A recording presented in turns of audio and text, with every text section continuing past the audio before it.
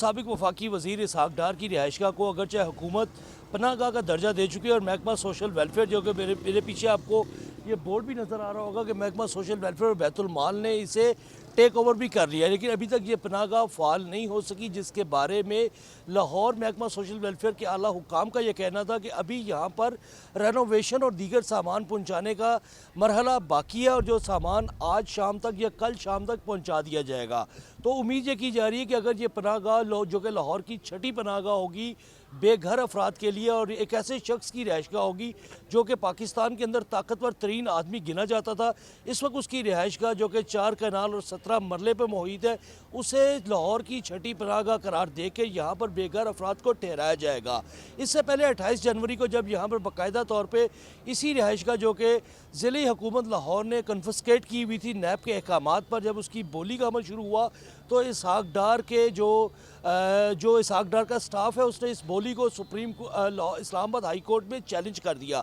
जिसके बाद बोली का ये अमल रुक गया। जबकि दूसरी जानिब नून लीग के इंतहाई ज़िम्मेदार ज़राए ये कह रहे हैं कि ये इस हुकूमती इक़दाम को कि इस रिहाइशगाह को कन्वर्ट किया गया है पनाहगाह में, इसको भी इस्लामाबाद हाई कोर्ट में चैलेंज किया जाएगा, जिसके लिए आइंदा हफ्ते में जो इस्लामाबाद में इस रिहाइशगाह के हवाले से केस लगा हुआ है वहाँ पर तौहीन अदालत भी मूव की जाएगी। जबकि इसके अलावा तौहीन अदालत के साथ साथ एक अलहदा से भी केस किया जाएगा कि अभी तक हुकूमत इसकी फेट के हवाले से कोई चीज़ तय नहीं कर सकी। अंदर जो महकमा सोशल वेलफेयर के लोग हैं ये गाहे बगाए अंदर से बाहर निकल रहे हैं और यहाँ पर आते हैं और आने के बाद अंदर क्या रेनोवेशन वगैरह देखते हैं और देखने के लिए चले जाते हैं। जबकि यहाँ पर मौजूद अहले इलाका ने हुकूमती फ़ैसले को सराहा है। उनका ये कहना था कि इसहाक डार की इस रिहाइशगाह जो कि अब तकरीबन खाली हो चुकी हुई है और किसी बेमुशर्रफ है, इसको बेघर अफराद के हवाले करना और बेघर अफराद का यहाँ ठहरना एक खुश आइंद इक़दाम है। महकमा सोशल वेलफेयर की तरफ से यह कहा गया है कि यहाँ पर 50 लोगों के ठहरने की गुंजाइश पैदा की जाएगी,